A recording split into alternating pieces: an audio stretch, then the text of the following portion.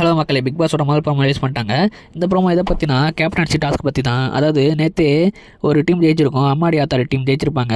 அவங்க தான் இந்த மொத்தமாகவே ஜெயிச்சிருக்காங்க போல இருக்குது. அதனால் ஜெயிச்ச எல்லாரையுமே கேப்டன்சி டாஸ்க் விளையாடுறதுக்கு விட்ருக்காங்க. இந்த டாஸ்கோட பேர் என்ன, முடிஞ்சா மிதி. அதாவது இந்த கண்டஸ்டன்ஸ் எல்லார் கால்லையும் 2 பலூன் கட்டிடுவாங்க. ஒரு காலில் ஒரு பலூன், இன்னொரு காலில் இன்னொரு பலூனு.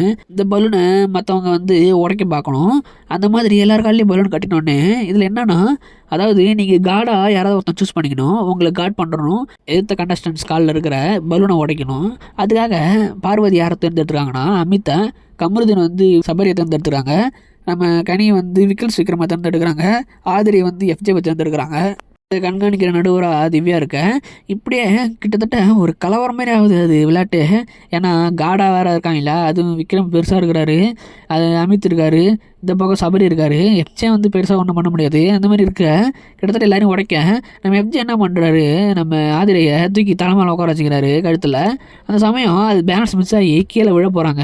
ஜஸ்ட்டு மிஸ் அவங்க கை வச்சிட்டாங்க கீழே, இல்லைனா தலை அடிபட்டிருக்கும், கழுத்து முறிஞ்சிட கூட வாய்ப்பு இருக்குது. பெரிய சம்பவம் நடந்திருக்கும்.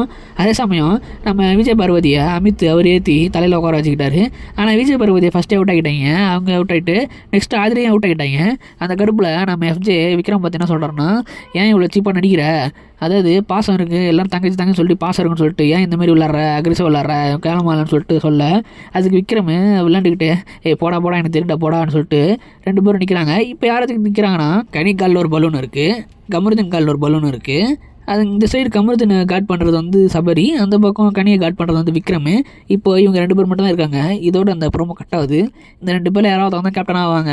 எனக்கு தெரிஞ்சு கனியா என்னன்னு தெரியல, மேபி இருக்கலாம். ஏன்னா கனிக்கு சப்போர்ட் பண்ணுற மாதிரி தான் விக்ரம் இருக்காங்க. அதே சமயம் சபரிக்கு கனி ரொம்ப பிடிக்கும். அதனால் ஏதாவது கொஞ்சம் வேலை பார்க்க முடியுமான்னு தெரில. அதே சமயம் கமருதீன் ஒரு விஷயத்தில் விட்டு கொடுக்குற ஆளும் கிடையாது.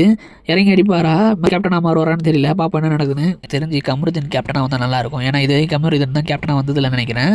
அதே சமயம் கனி ஆல்ரெடி கேப்டன் ஆகிட்டாங்க. மறுபடியும் ஆனாலும் ஒன்றும் பெரிய டிஃப்ரென்ஸ் தெரியாது. புது ஆளை கொண்டு வரும்போது நல்லாயிருக்கும். ஆனால் எப்போ தான் விஜய் பார்வதி ஜெயிச்சு கேப்டன் ஆவாங்கன்னே தெரில. சீசனே முடிஞ்சிடும் போல இருக்குது. இது வரைக்கும் எதுலேயும் ஜெயிக்க மாட்டாங்க போல இருக்குது. இந்தமாரியே வேலையை பார்த்துக்கிட்டு இருக்காங்க. எல்லா டாஸ்க்லேயும் பங்கு பெறாங்க. ஆனால் ஒரு வாட்டி ஜெயிச்சே பார்த்தது இல்லை. பாப்பா என்ன நடக்குதுன்னு. இந்த மாதிரி நிறைய அப்டேட் தந்து சேனல் சப்ஸ்கிரைப் பண்ணுங்க. அடுத்த வீடியோவில் பார்க்கலாம்.